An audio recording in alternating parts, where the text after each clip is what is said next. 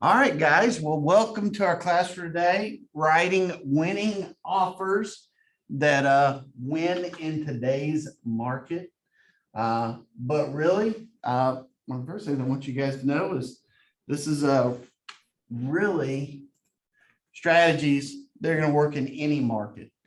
And it's as much about how to think about writing winning offers as it is to write a specific offer. So there's really a process that's going to go into getting to a place that we can win.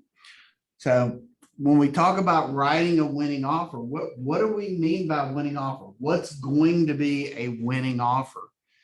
Well, I would say it's an offer that's accepted and makes it to the closing table is really what a winning offer is. Does it do any good to write an offer that gets accepted, but we don't make it to the closing table?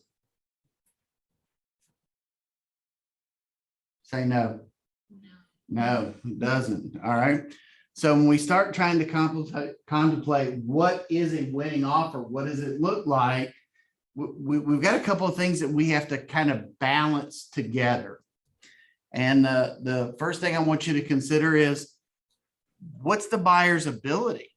What can they do? Okay. Can they buy with cash? Do they have to have financing? Do they have enough cash for their closing costs and their down payment? Do they have the ability to pay over the contract price? Okay, all of those kind of give us the top of what we can do, but we also have to take into consideration what is the buyer comfortable doing? Because just because someone can pay $100,000 over the list price, is that something everybody's going to be comfortable with? Say no. No. No. And I'm not going to be comfortable with that. I don't want to put my buyers in that position. Okay. But for some of them, it's going to be worth the extra expense. And that could be, I'm only comfortable at list price. I'm only comfortable at appraised value. I'm only comfortable at 10,000 over. We have to know where their comfort level is. Okay. And then battling against that is where's the seller's comfort level? You know, they've got a certain price point, a certain thing that's their minimum that's probably not what the list price is. Okay. It could potentially be higher than list price.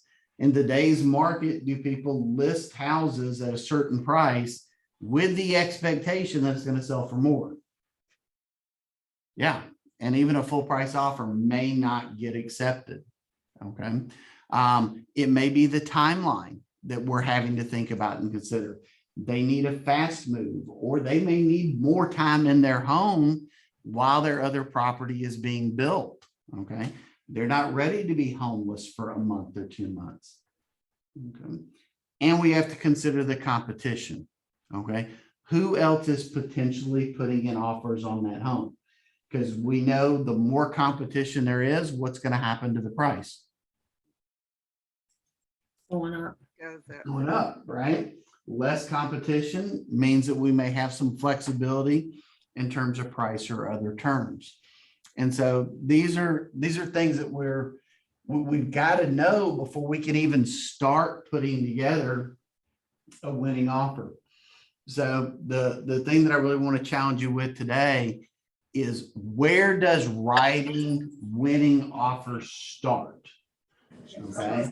If I'm going to write an offer for a client that's going to win, what needs to happen first in order for that to happen? Okay. So anybody online, I'm going to challenge you, when you're wanting to put a winning offer together for your client, where did the conversations and the setting the right expectations, where did that all begin?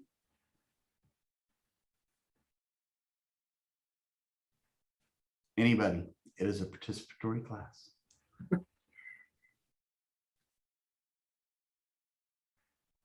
Nobody wants to hazard a guess. Well, I expected Go ahead, Mary. I would say it began with the conversation when either we as the agent reached out to them or they reached out to us on what their needs were. And I love that answer. That is the answer I expected to hear. It starts with setting realistic expectations with the buyer, right?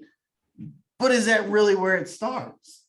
If I'm going to set realistic expectations with the buyer, what do I have to do first?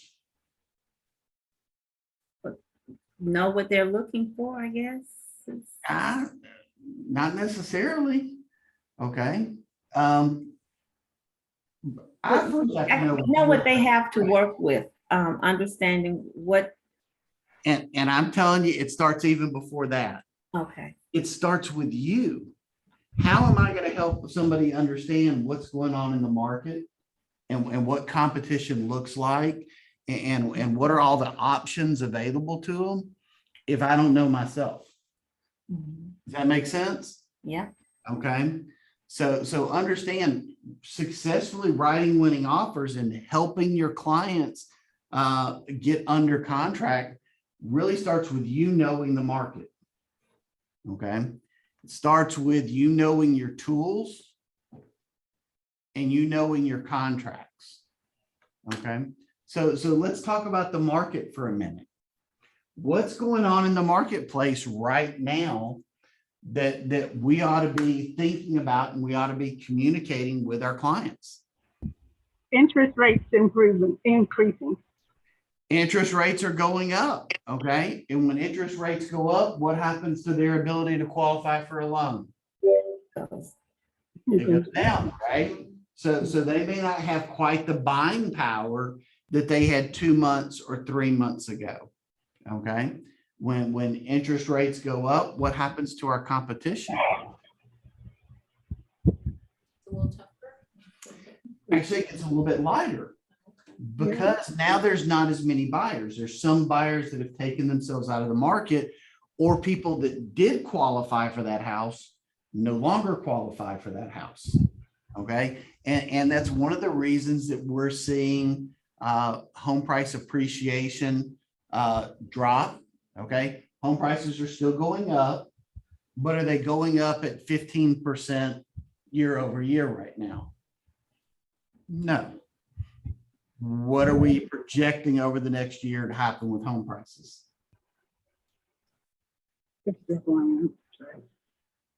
I couldn't understand whoever that was speaking. Go up. They're still going to go up, but how much? Not as much. Not as much. And we ought to be able to talk about with our clients what we expect to have happen over the next couple of years. Over the next years, we should expect to see 4 to 5% price growth. Okay. As we have less competition in the marketplace, what happens to days on market? More days on market. Yeah. Okay. And I want you guys to think about the effect this has on the psychology of a seller. Okay. Sellers right now have been hearing for the last 2 years, I put my house on the market on Monday. When am I under contract? Monday. Right? Before Friday for sure. By Friday for sure. So if we've got a house that a seller's had on the market for 2 weeks, 3 weeks, what's that seller starting to think? He started worrying about it. Why it's not selling that fast like it used to? Right. So do you think in those cases that they may get a little more flexible in what they would be willing to accept? Yes. Yeah. Okay. Just because of the psychology that revolves around it. Okay. So we need to be telling our buyers and making sure our buyers know that, you know, a house has been on the market for a day or two. We're probably going to have to be really aggressive to win that. But if we're looking at a property that's 25, 35, 40 days on the market, we might have a little more flexibility when it comes to price. Okay.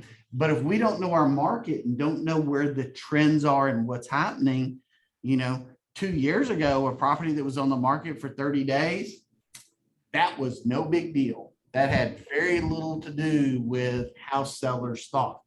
Okay, but knowing what's going on in the market, we now know that 30 days feels like an eternity in today's market. That changes things. Okay, so if you're not studying the market and you don't know the numbers, you don't know where home prices are going, you don't know where days on the market are going, you don't know what's going on with the school system, with jobs moving in and out of the market, you're at a disadvantage in consulting your buyer to put together the offer that's going to win.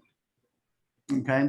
What about knowing your tools? What do you think I mean by know your tools? Like to help the buyer or to qualify for something that they don't know about, that way you can inform them, educate them more. Absolutely. So what are some of those tools that are out there? Lenders, vendors, and like inspection and appraisals and about termites and all the stuff, because Well, some not- buyers don't know about that stuff. Not so much about the inspections, but I want you guys to think for a seller, what's the thing that they really want, especially in the competitive market we've had the last 2 years, and this is still where their mindset is. Excuse me. When they're sitting there looking at a group of offers and be that 4 offers or 40 offers, okay, because we've seen both scenarios in the last couple of years. Obviously, they're looking at which one offers me the best price. That's a big consideration for any offer. But just as important as the offer price is, the other question, and remember, this is when a seller gets an offer, what's the filter that they're seeing that offer through? Huh? Make the We closing are. table. We are the filter. The agent is the filter. Okay. So as an agent, is the most important thing to me the price that I'm getting for my client in the offer, or is it something else? What's the most important thing to me as the agent in helping my client? Fiduciary responsibility. Yeah, well, actually, in Georgia, we don't have a fiduciary responsibility, but that's a different conversation. It's that we're going to get them to the finish line. We're going to close. I don't care how good the offer is if we don't close, right? So I want deals that are most likely to close. So when we talk about knowing your tools, I want you to think of it through that frame of reference. What deals or what offers are most likely to make it to the closing table? The ones that have everything organized, like make sure they have the earnest money, make sure the buyer is qualified so the seller can sell. So all the paperwork, everything is like set to go, and the communications on the same page. Those make to the closing table. Those are all important things, but I'm going through underwriting. Now, going through underwriting ahead of time is definitely an advantage, and we're going to pack that up because there are some lenders out there that are offering that as a possibility. But you guys keep defaulting to finance deals. Who is king in real estate? Cash, absolutely. Are there ways for financed buyers to become cash buyers? Yeah. Okay. And so knowing about companies and having done your research and being able to explain companies like Homeward and Ribbon are going to be really important tools for you to have. Okay. Knowing about down payment assistance programs. Okay. Helping buyers that are short on funds have extra cash. Okay. Knowing about lenders like Keller Mortgage that don't charge lender fees and are going to allow the buyer to hold on to more cash. Okay. We need to know about all these different tools that we have at our disposal, because do our clients know about them? Do they even know that that's an option? No, when they're thinking about making an offer, they're thinking about just one number and that's it. And what number is that? What's the price? That's their mindset, okay? We've got to be the ones that are thinking about everything else. Okay. What about knowing your contracts? Why is that so important? To know when the closing date's supposed to be and all the due diligence due before. Well, those are details, but why is it important in winning the offer? Okay. And the thing is, what was that? Knowing how to write the contract and putting the correct stipulations in it that's going to be more beneficial to your person to get the contract signed. And Yes. accepted. It's knowing the different options that are available in the contracts. But I also want to encourage you to think a little bit beyond that, because that is super important. And we're going to talk about a couple of those specific things here in a minute. But I also want you to think about, again, the agent is the lens through which the seller is going to evaluate the contract.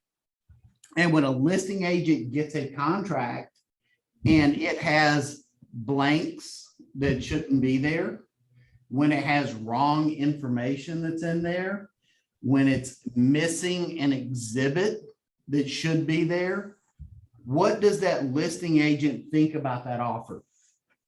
That it's not qualified because it's not filled up like how it's supposed to be. Well, and being qualified is different than the contract being filled out. That has more to do with the lender or whether they've got enough cash. But it leads me to believe that there may be somebody incompetent on the other side of the transaction. Mhm. It means my life as a realtor is going to be more difficult trying to get this deal to the closing table. It casts doubts in my mind that agent on the other side has set realistic expectations with the seller for what to expect. Okay. So not having a well-constructed, well put together, correct contract really paints a negative picture for the listing agent. And if the listing agent doesn't like your offer, what's the story the seller is going to hear? Okay. You're going to be at the bottom of the list. Okay. So those are all things to take into consideration. And all of this that we've been talking about, we haven't even gone and shown a house yet. Okay. And this is where I want you guys to really take a second and soak this in, is there's work you need to do ahead of time before you ever meet the buyer to learn what it is you need to know in order to put these things together. So get into a classroom, watch the videos that we've put up online for you that are going to help you with these different things.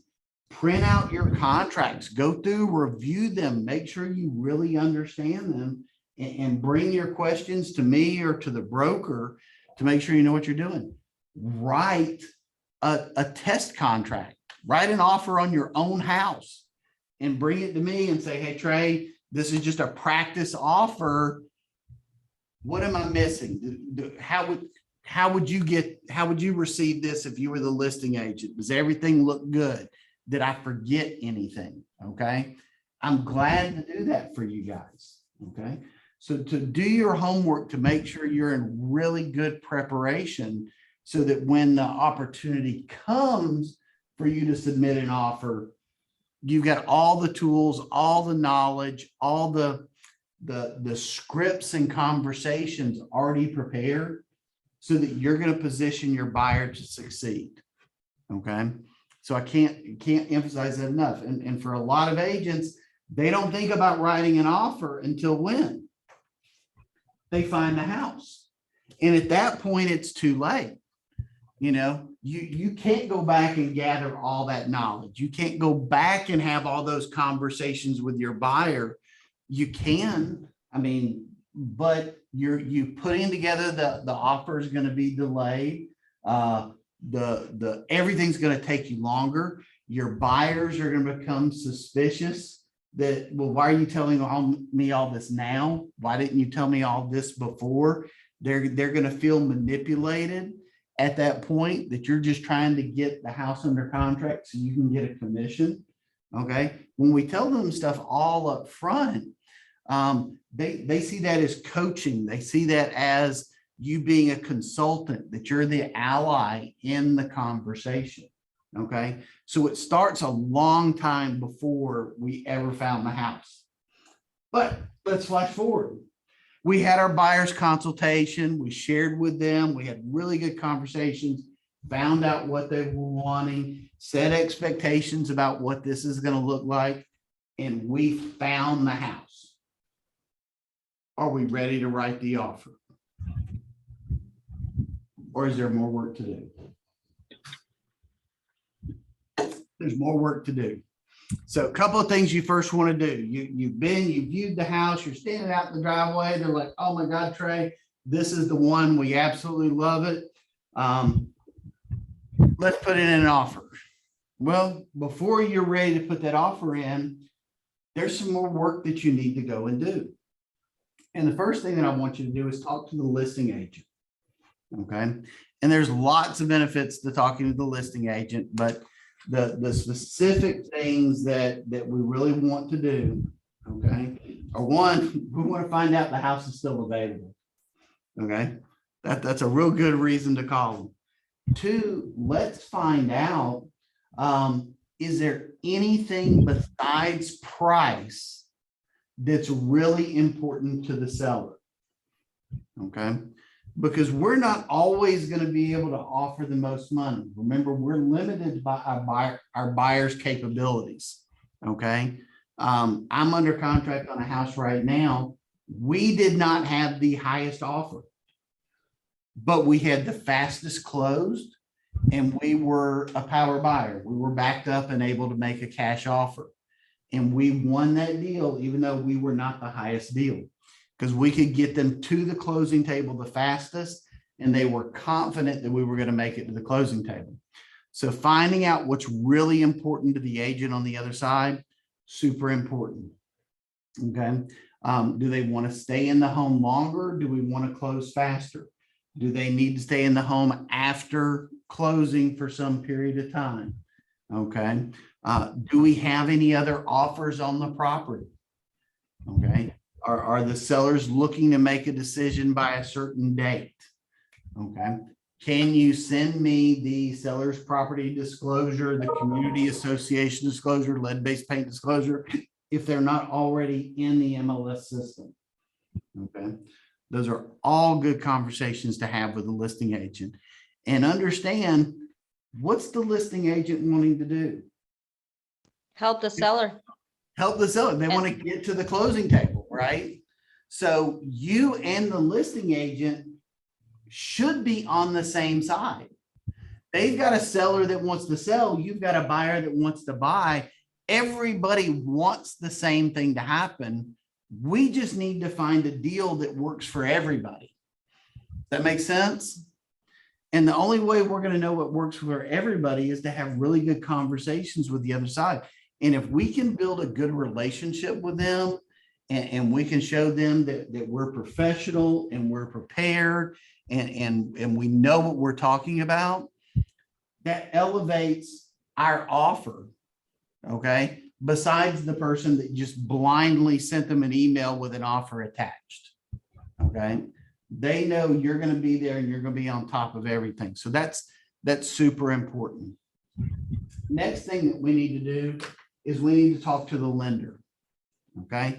Now your client has already been pre-qualified, or at least should have been, or you wouldn't have been out showing homes. But we want to, now that we have a house, we want to revisit our conversation with the lender. Okay. We want them to rerun the numbers on the house that we found. Because when the lender did your pre-qualification, they had to make some assumptions. Okay. They had to guess what the property taxes were going to be. They had to guess what the HOA fees were going to be. Okay. Now that we know which property it is, We know what the taxes, we know what the HOA are, so they can give us more definitive numbers. Okay. The other reason that's especially important today, so this goes back to knowing your market. How volatile have mortgage rates been over the last 60 days? So They were picking where- up. they've been all over the map, right? They've skyrocketed from 3% up to 5.5%. They've come back down just a little bit. Okay.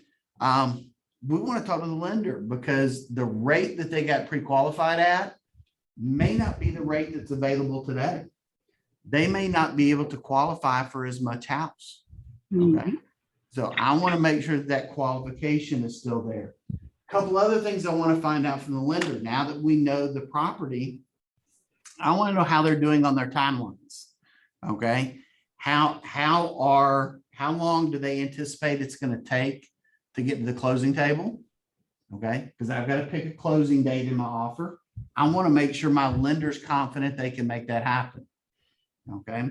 I want to find out from them, what do they project the cash to close is going to be for the buyer? Because I need to make sure the buyer has enough money. And especially if we are considering making an offer above appraised value or above list price, and there's the possibility the buyer's going to have to bring cash to cover that difference.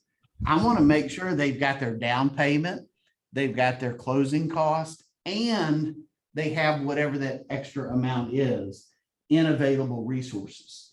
Okay. And just know, so many buyers don't know that they have to pay all of those things.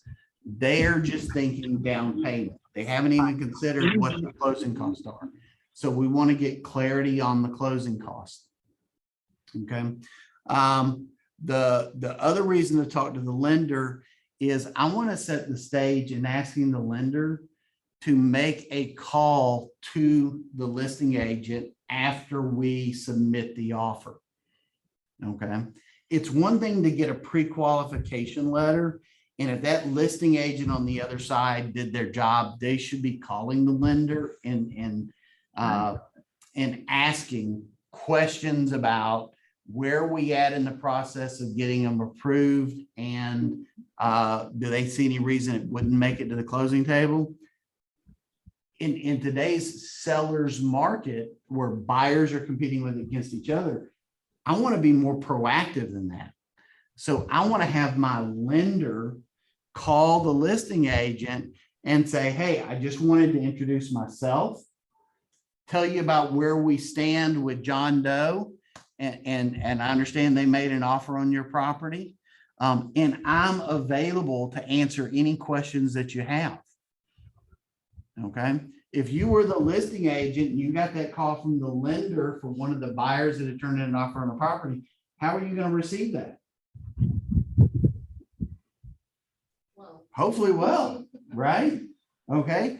Because trust me, a huge frustration for agents is having to chase down lenders.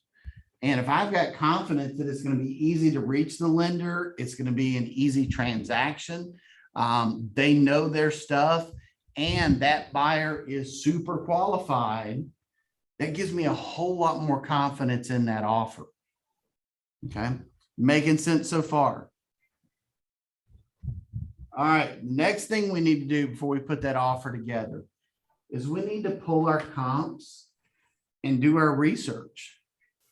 Okay. Because as I look at a listing, I only know what the list price is. That's the asking price. Does that have anything to do with what the home is actually worth? Nothing. No. Okay. Yeah. I mean, here we've got a Logitech mouse. They sell for $10 at Walmart. Could I list this on eBay today for $2.6 million? You could. I could. Maybe Is anybody going to buy it? not No. everybody, maybe somebody will. Okay. So understand the price is $2.6 million. The value is $10. Okay. So when you look at a listing and you see the list price, That's the price. That's what they're asking for. That doesn't mean that's what the home is worth. And in today's market where prices have been shooting up, okay, different listing agents and different sellers have taken different strategies. Okay, some of them have priced the property below market to create competition and a lot of interest. They wanted to get a lot of eyeballs on the property. Okay, the home's worth 320, but they only listed it for 300. Is it going to sell for 300 or is it going to sell more likely at 320 or something above it? Above. Probably going to sell at 320 or something above it, right? However, some have seen the skyrocketing prices and they've projected priced it ahead of the market, thinking that prices are going to continue to go up. And they may have put it on the market at 350, even though it's only worth 320. Well, where do we stand in today's market? Let's go back to knowing our market right now. Are prices still shooting up? Do we still have the same bidding wars that we did where we've got 47 offers on a property within the first 24 hours? Or is the market cooling right now? It's cooling off. Oh, it is cooling off a lot. And guys, understand, prices aren't going to come down. We're going to have less competition. We're going to have longer days on market. We're going to have fewer transactions, but the price is still going to be up there on our sales price. But just because they're up does not mean I'm going to sell that house that's only worth 320 for 350. It means I shouldn't have a problem selling it for 320. Okay. But are there still neighborhoods? Are there still communities? Are there still school systems that are more competitive than others? Yes. Yes. I have to know my market. So when I talk about pulling comps and doing your research, there's a lot of things that go in that. Okay. I want to go try and figure out what's the value, what's the worth of that home. But I also need to be looking at the activity in that area and seeing what's the competition looking like. How long is it typically taking houses to sell? And where are we in the process? Okay. So if I look and I see the average days on market around this property are 26 days is the average. Okay. And this house has been on the market for 2 days. I'm going to think very differently about the offer I put together than the one where the average days on market is 7 days, but the property's been on the market for 30 days. Okay. Am I going to think about my offer and what we may put together differently in those two scenarios? Yes, you will. Should be wildly different expectations that are there. Okay. So I've got to pull my comps and do the research to know what makes for a good offer. Okay. In that particular market. So, and then, and only then have I now gathered enough information together for me to actually start putting together our offer. Okay. And so when we go to start putting together our offer, the first thing that I want us to think about is what are the typical things that are available for us to negotiate on? What's going on in the marketplace right now as far as expectations, okay, and what's succeeding and what's not, and where are some things that are unique. So when we talk about price, and this goes back to our research, you know, that we want to be looking at list price versus sales price. Are most of the homes selling above value, at value, or below value? Okay. And again, talking value, not price, right? I have to know if my home was priced right or not. But are buyers in competitive markets right now having to pay over appraised value? Yes. Yes. And even in the markets where they're not having to pay over appraised value, sellers are still looking for some sort of a guarantee that the appraisal is not going to be a reason for the buyer to walk away. Okay. So no, there's got to be a little bit of a reassurance to the seller in most markets still today. And again, 2 months from now, this may look a little bit differently. Okay. If the market starts to balance out, we're not going to have as many special stipulations. We're not going to have as many offers to guarantee X number of dollars over appraised value. Okay. But price is the easy one. That's the one that everybody's going to be looking at. But is price what's most important to every seller? No. No, how much net will they get, right? That's the important one, right? Well, that's going to be driven by price. So certainly seller's contributions is a consideration for net. So it's kind of net's a byproduct of a lot of different categories. But also, Gayla, what I don't know and won't ever know is what their mortgage is, or mortgages, or mortgages and liens are. So I really won't ever know what the seller's net is until I see that Alta statement. Okay, the final statement. But seller's contribution and on your contract, That ain't I happening. want you guys to understand that when it says seller's contributions on page 1 of the purchase and sales agreement, they're not talking about what are the closing costs going to be. That's what you're going to see. It's going to say closing costs, and it's going to say seller's contributions to closing costs. The sellers have their own closing costs. What they're asking for on that page 1 is, are the sellers making any contributions to the buyer's closing cost? Okay.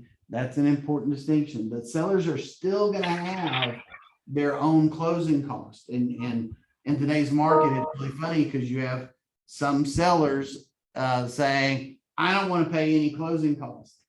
Well, let's get clarity around that. You have customary seller's closing costs that are the responsibility of the seller. Are you asking the buyer to also pay your closing costs? Or are we just not offering to pay any of the buyer's closing costs? We're not willing to pay any of the buyer's closing costs. That should be the right answer.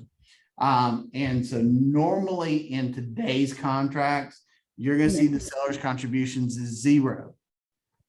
Does that mean that's the only deal that we can get accepted? No. Again, it depends on how competitive is that particular house, that particular community.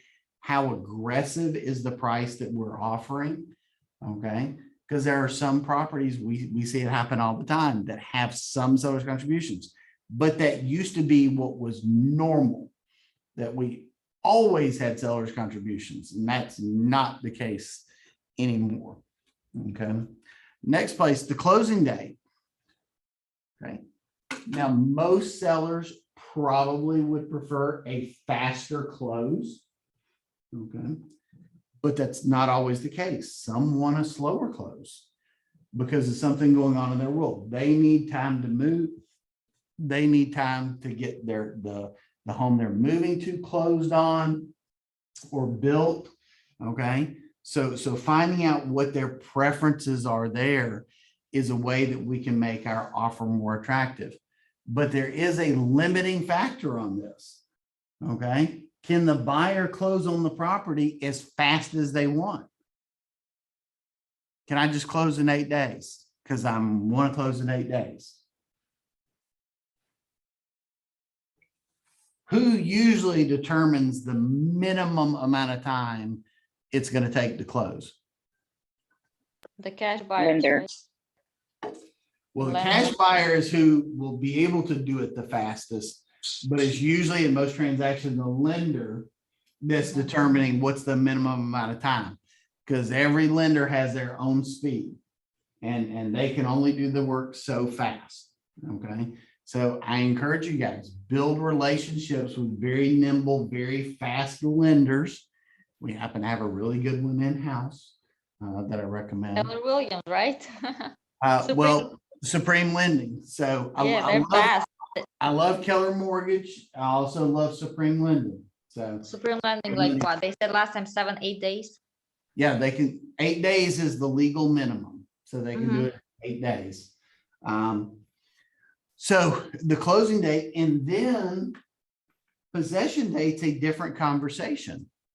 Okay, some sellers, they need the money from the closing to go do whatever comes next.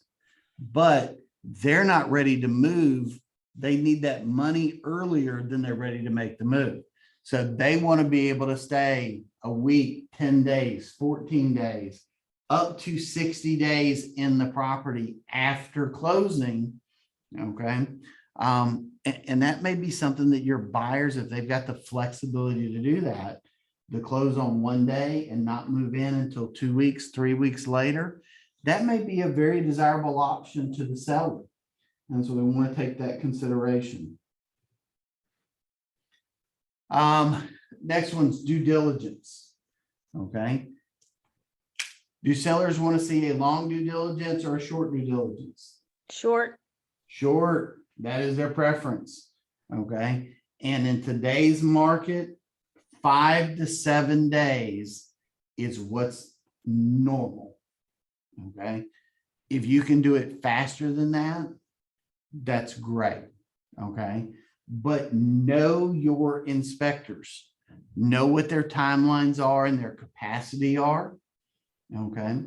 Because most deals that do fall apart during due diligence. So having a short due diligence tells the seller, A, that you're really confident that we're not going to have issues. We've got realistic expectations. 2, it lets them know they're not going to have to take the property off the market for very long to be confident that we're going to get to the closing table.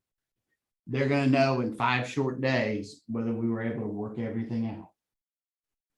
Okay. Earnest money. So what's a typical amount for earnest money? 10 grand, 5 grand. Par is 1% of the purchase 1%. price, rounded off to $500. Okay, so you're buying a house for $330. I would expect $3,500 in earnest money. Okay, but if I want to demonstrate that I'm a more serious buyer, what should I do? Give Offer more. higher earnest money.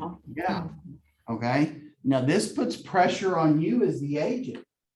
Okay. How are you going to feel if you did something wrong with your contracts? You didn't set the right expectation with the buyer and they lost 10,000 of earnest money. That's gonna feel bad because it's their money, they earned it. Yeah. They worked hard to get it. That is a stake through the heart, right? So Yes. if you're going to have higher earnest money, you know, a client loses $2,000 in earnest money, that really sucks. Okay. 10,000 in earnest money, that for some people is life-changing, right? You may have just forestalled their ability to buy a home for years for them to be able to build that money back up. So be cautious here, but this can be a really good tool to show just how serious you are. Okay. I've got a deal right now with 28,000 in earnest money. I know it's crazy. But certainly demonstrated we were serious as a buyer. And then we get to our contingencies. Okay. And what are our typical contingencies that we're going to have in a contract?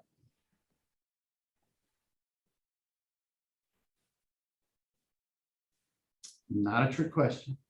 The time and all the, Well, they're all time based. So one of them's going to be our financing contingency. Financing. I want to buy your house, but it's contingent on me getting financing. And I need this much time to determine whether I can get a loan or not. Okay. Does the seller want that to be a long period of time or a short period of time? short. Short period of time. Okay. But guys, understand if you go into a contract, you make an offer, because we've got to protect our buyers too. and we put in there 15 days financing contingency, and on day 20, we get turned down for the loan, your client's losing their earnest money. So they need to be prepared for that. So what do we need to have if we're going to put a really short financing contingency in there? What do we need to have confidence around? That they have enough finances. The lender, yeah. The lender, The lender's going to be able to the get. lender can do it. Yeah, okay. And guys, Supreme Lending right now has a great program to where if they give you the commitment and they're not able to get the loan closed, they will refund your client's earnest money if they lose it. So guys, look into that. That's another one of those tools that you have to create some extra protection for your buyer. And that goes a long way with the seller. You know, if you have a conversation with a listing agent and say, hey, listen, this lender is so confident that they are going to make it to the closing table, that if the lender can't do what they said they're going to do, they're going to give the buyer their earnest money back. How good of a risk do you think that buyer is? Very good. Very good risk, right? But knowing that program and knowing that conversation is what's going to make that valuable. So in today's market, guys, I don't want you doing 0 days of financing contingency unless you just know your client is golden. Okay. They're 700 credit score, super stable employment. There's no way that they're going to get turned down for the loan. They've got their choice of loan programs that they could go with. If you know your client's that good, 0 days financing contingency, that's okay. Okay. But if you have any doubts that the income may not be properly documented, that their ratios, their debt to income ratio or their housing to income ratio are off, are borderline, probably need that financing contingency lasting as long as possible. Okay. 30 days. Okay. If we're working with a really nimble lender, let's try and pare that back to 25 or to 21 days. Some of them you're going to see 15 days in there, but the shorter that is, the more comfortable the seller's going to be. Okay. But again, part of your job as the buyer's agent is to protect that buyer's earnest money. So make sure you've got enough time in there that we're able to get the answers we need and keep that client protected. The next one's going to be the appraisal contingency. Okay. And that is one that has been being waived. That is one that we've had people offering over appraisal. You guys need to really understand your appraisal contingencies and the risks you take. Okay. Now in the FHA and the VA loans, we can't do anything to change the appraisal contingency. Okay. Those appraisal contingencies last all the way to the closing table. And those are for the contract price, which means those are really tough loans to get accepted in today's market, because we can't add a special stipulation that says we'll pay over appraised value, because the mandatory clauses in the FHA and the VA loan, those take precedent over the special stipulations. And those say if the house doesn't appraise for the contract price, the buyer doesn't have to buy it. Okay. Well, if I'm a seller and I'm not real confident in the appraisal coming in at our price, okay, that's going to be a really unattractive offer to me, especially if I have any other offers to compare it with, a conventional loan or a cash offer. Those are going to win every time if I have any doubts around an appraisal. So doing what work we can do ahead of time to get your clients approved for a conventional mortgage is going to be better. Using one of the tools like Homeward or or ribbon to get them as a cash buyer, those are going to be more attractive options. Okay. Because then we can deal with that appraisal after the fact. Okay. And we can unpack and have conversations around that. But the other contingency is I need to sell my house first. Okay. The sale or lease of buyer's property contingency.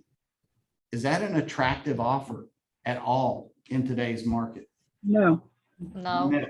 That one goes to the bottom of the list. Okay.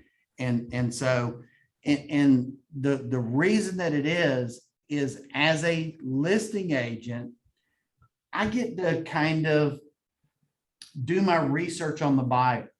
I can talk to his lender. I know who his agent is. I know what the offer looked like, how well it was put together. We've had our conversations. We've set our expectations, but they're not just buying my house. They have to sell their house. And what I don't know anything about is the buyer of their house and how good their agent is. Okay. So as a listing agent, it has nothing to do with you that's making the offer. And my confidence in you or your buyer, my doubts come from the buyer of their property. Okay. Which makes that a really unattractive offer compared to just about anything else. Okay. So anything I can do to get rid of that sale or lease of buyer's property contingency, and that's not always going to be the case. Okay. That's just in today's market. Okay. 6 months from now, sale or lease of buyer's property contingencies may be super common. They were 2 years ago. And sellers were happy to entertain those because that's what everybody had to do was sell a house in order to buy a house. That was normal. You just built that into the contracts. Okay. But we've got creative solutions that are available now to address that. So anybody got any questions kind of on these negotiable items and what's normal today and what's a better offer today? All right. Then special stipulations. This is where we're going to put some of our creative solutions. So I will tell you that you go back 2 years ago and the brokers will still have this conversation. They would, in an ideal world, like to see you asking for a home warranty, asking for a sewer clearance letter, asking for a termite letter, asking for a survey. Okay. All of those things have one thing in common. They're a cost to the seller. Okay. And in today's market and a seller's market, are sellers receptive to those extra expenses being burdened on them? No. No. no, I don't like it. And so we've had to strip all of that stuff away. Okay. The cleaner we can make the contract, the less we can ask for and the more we can offer, the more attractive that offer is going to be. So we want to take all that stuff. Now, special stipulations are where some of our creative solutions are going to show up. And so some of the creative ideas that you can use to help you make offers stronger in today's market are going to include getting them not just the normal pre-qualified or pre-approved, actually taking them through the loan commitment process. Okay. Supreme Lending was just talking about this in class yesterday on Wednesday. They will do the entire underwriting and they will sign a loan commitment letter and give that to you instead of a pre-qualification letter that tells the lender, tells the seller just how strong your client is, just how confident they're going to make it to the closing table. Okay. So that's one creative idea, but that process takes about 7 days for them to do. Okay. So do I want to start that when we find the right house?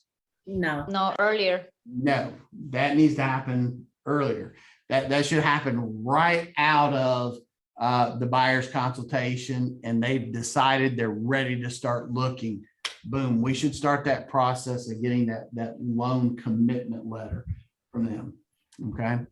In the special stipulations, escalation clauses and appraisal gap coverage. These are two creative solutions we've seen show up an awful lot in today's market. And there's really good examples of both of these in the special stipulations for a seller's market.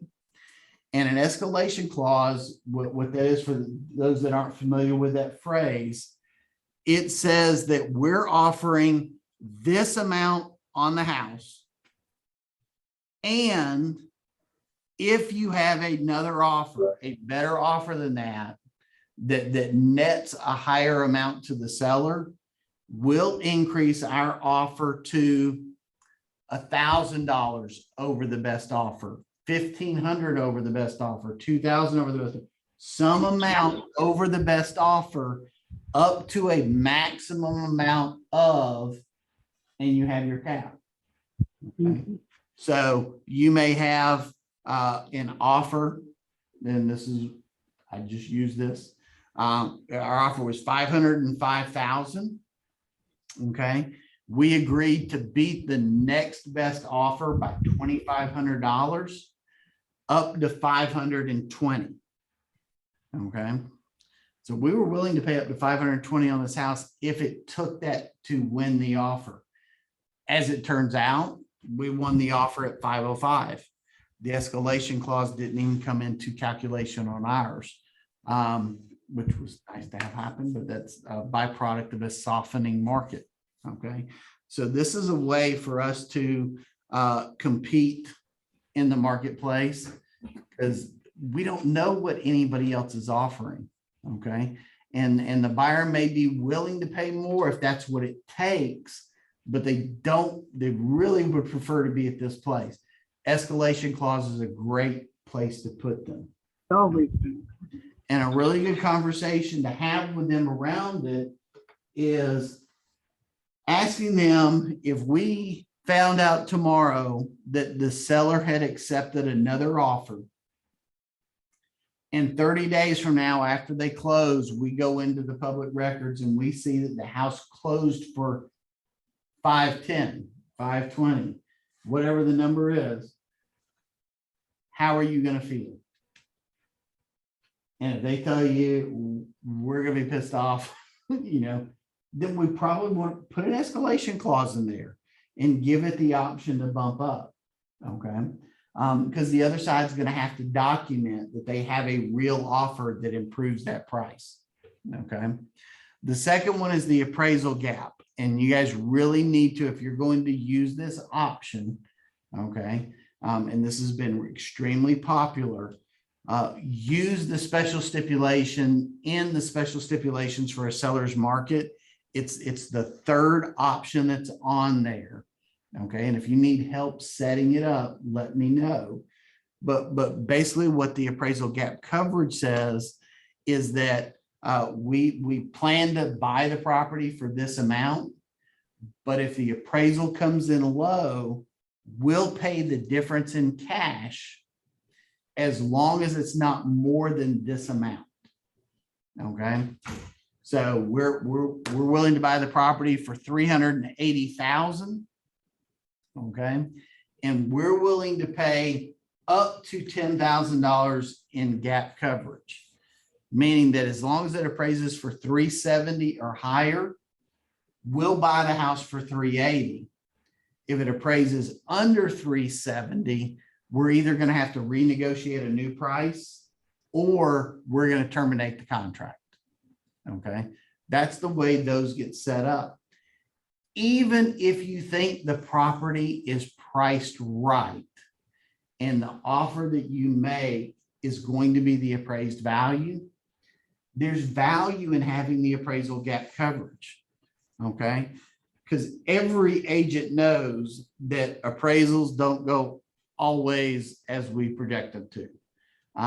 Some of it's going to depend on, okay, let me finish this thing together and I'll get right to you.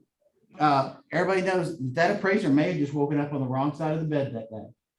You know, they may be a little tired when they're doing their research and they miss a really good comp or they're not feeling very generous that day.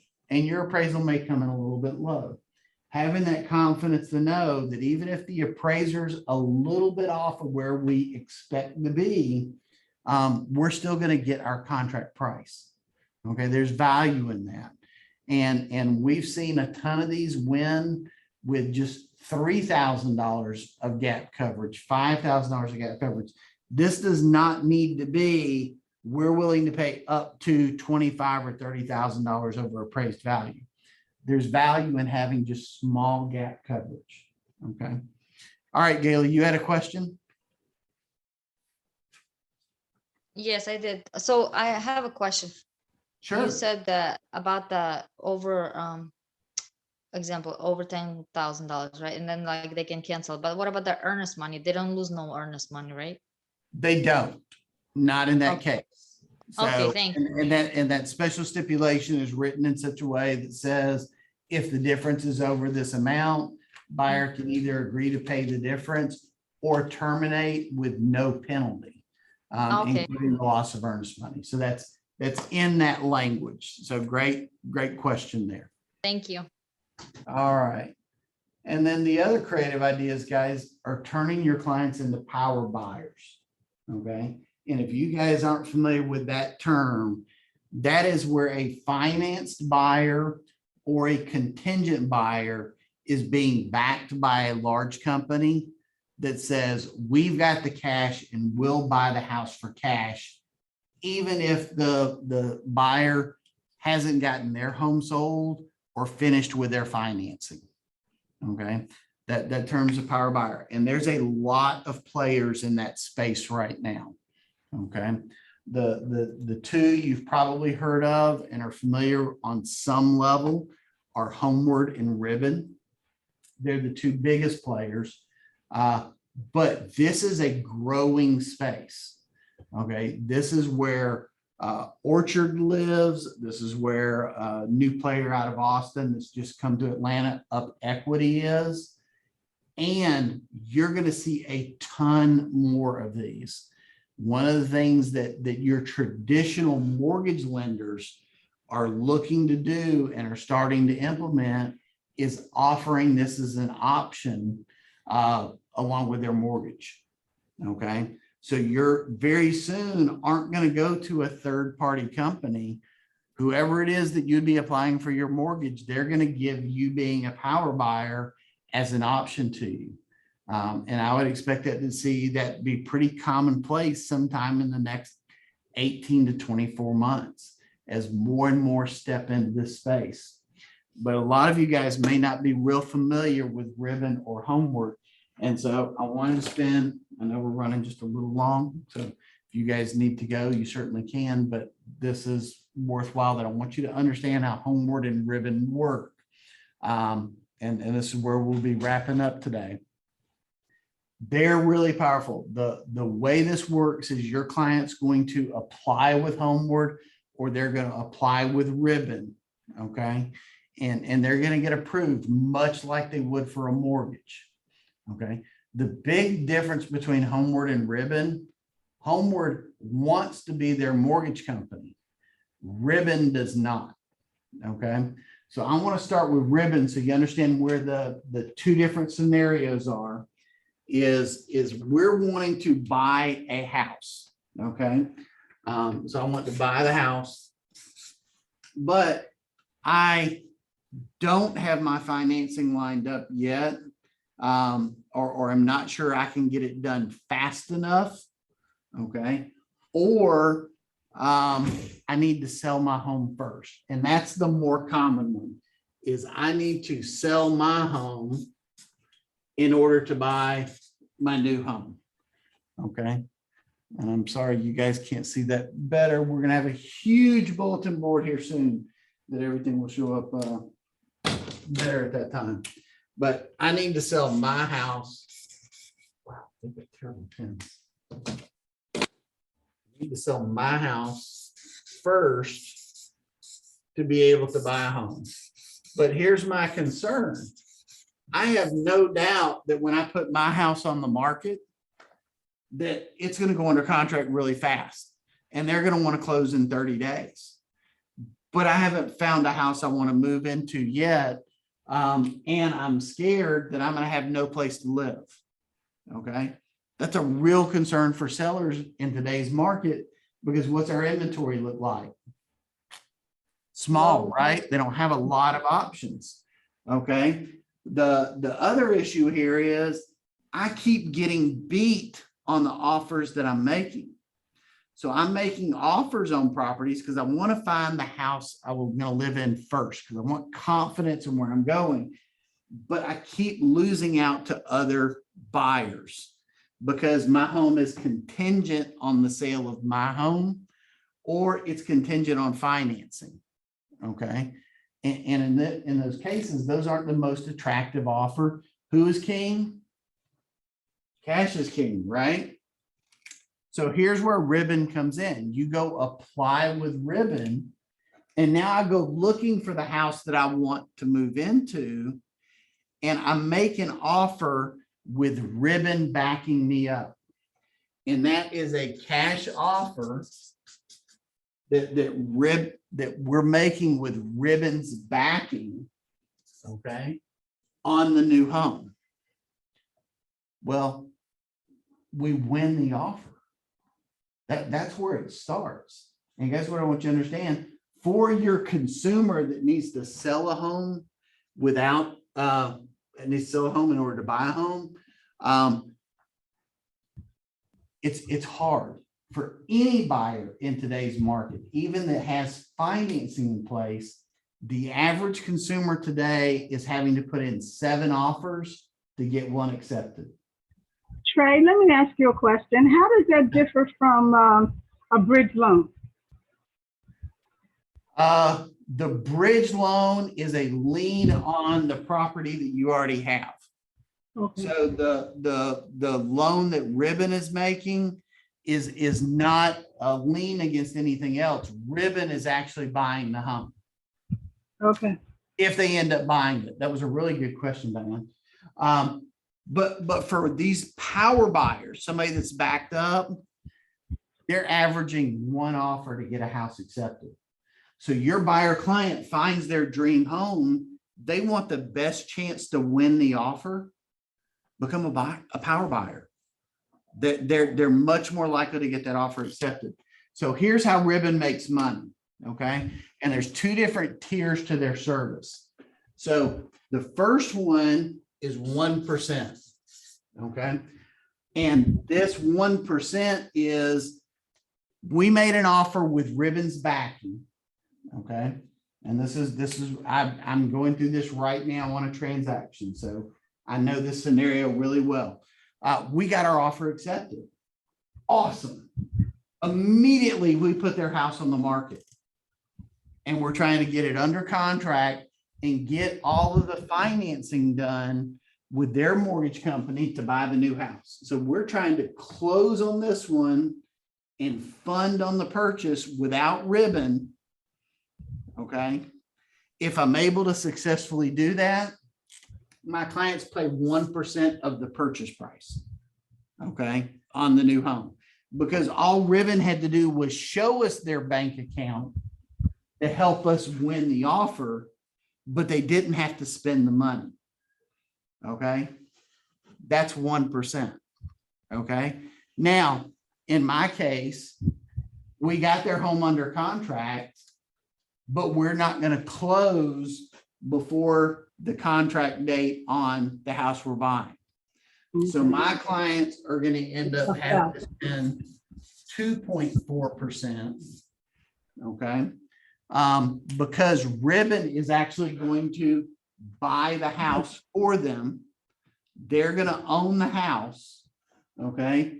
As soon as we get theirs sold, okay, which will be a week later, and the funding comes in for their mortgage company, then we'll buy it from Ribbon and we'll pay that 2.4%.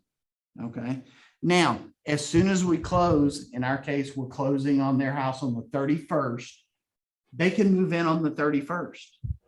And they have 6 months to get their home sold and their financing in place and buy the property back from Ribbon.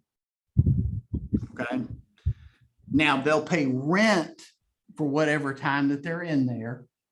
Okay. And it is a slightly above market rent that you're going to pay with them, but you know what those numbers all look like ahead of time.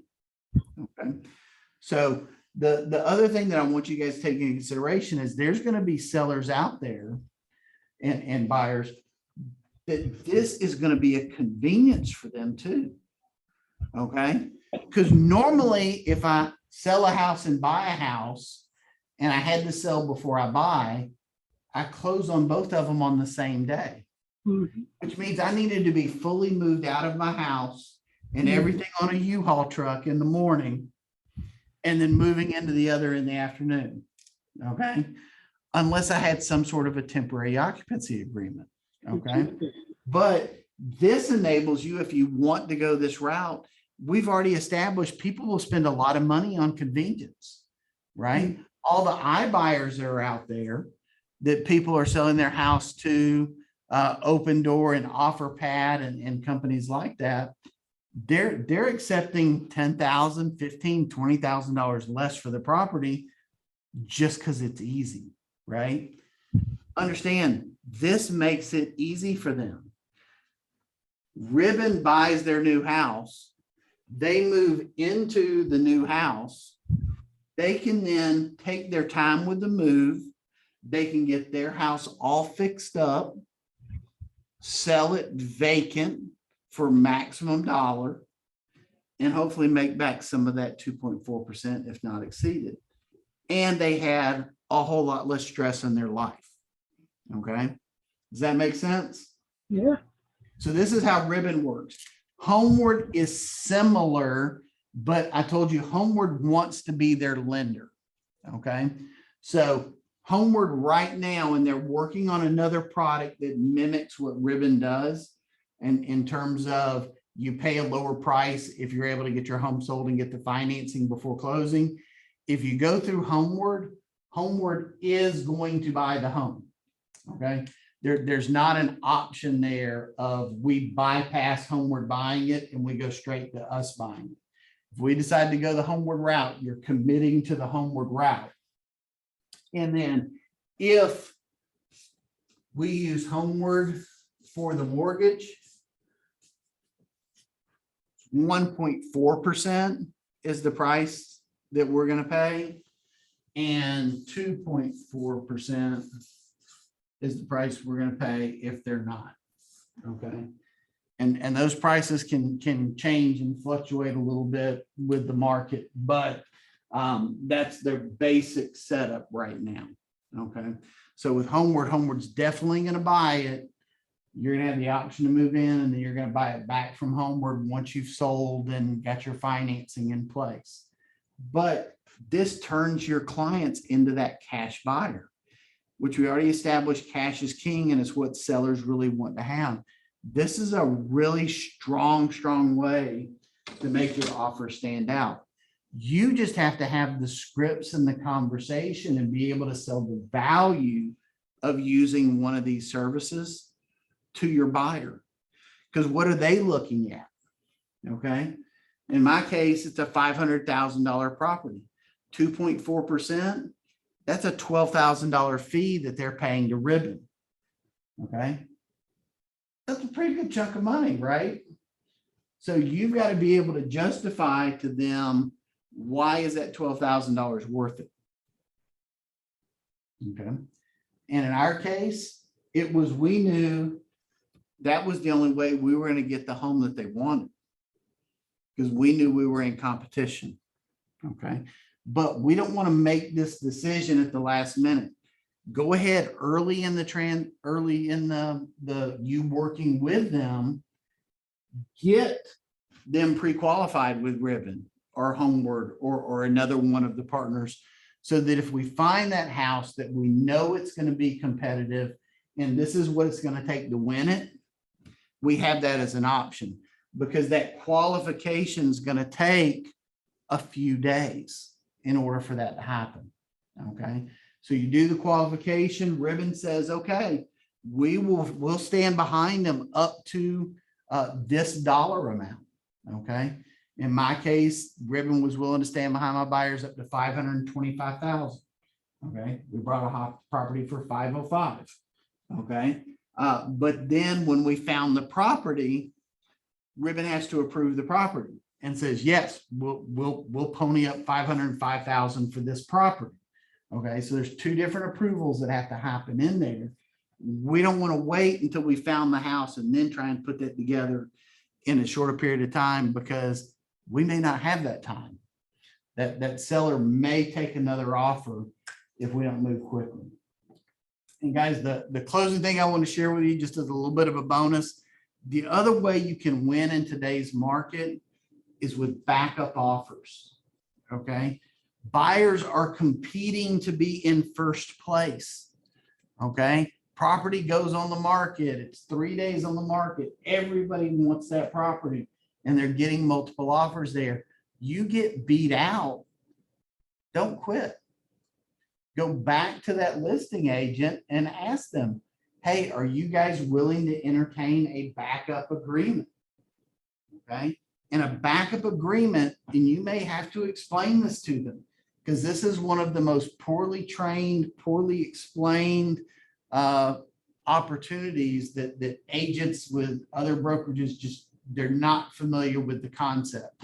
They think a backup offer is just an offer that you sit on a shelf and you wait.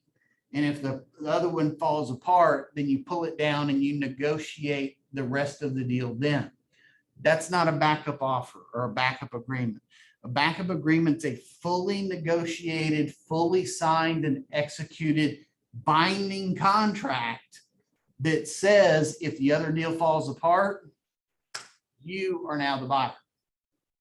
Okay.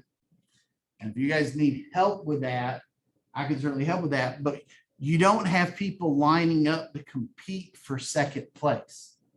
Okay. And lots of deals fall apart. So you get beat out on an offer, find out if we can put in a backup offer. And if that first one falls apart during due diligence, it falls apart because of financing, boom, your buyer's now in there as the primary buyer. All right. I have a guys? question. Yeah, Gayla. Um, You timed it perfect. We're on the question slide now. I know, sorry. The backup agreement contingency, you have to fill this out right when you sign a contract with the buyer, or right? Like to have it over But when there. you make, so the way it would work, let's say I send you an offer, you're the listing agent, okay? And I find out from you the next day that you guys decided to accept a different offer. I'm gonna ask you, are you guys entertaining backup offers? Can I have my client sign a backup offer and send that to you? And you're like, Okay, so. yeah, so we're basi- happy to entertain. Now I'm gonna go back and rewrite my backup offer or rewrite my contract that I had sent the day before with this exhibit added to it. Okay, Okay, so this is part of a full contract. I'm still gonna have my purchase and sales agreement, my financing contingency, my sales and property disclosure, my community association disclosure, and my backup agreement contingency exhibit. I'll put all that together, get my client to sign it, send it over to them. We may counter offer back and forth, or hopefully they're just gonna accept it as is. Okay. Did that answer that question? yes, thank you. You are welcome. All right, fantastic. Well, guys, does anybody else have any questions that I can answer or help you with today? I want to say thank you for this class. I learned a lot today. Fantastic. Did everybody else find this beneficial? Yes, Most yes, definitely, very most helpful. definitely. Thank you, I Travis. appreciate right. that. Fantastic. Well, man, you guys go have a fantastic day. If you need me, call me, text me, email me. I love to help. Thank you, Thank you, Trey. This Trey. is awesome. Thank you, Thank you. everyone. Have a great day.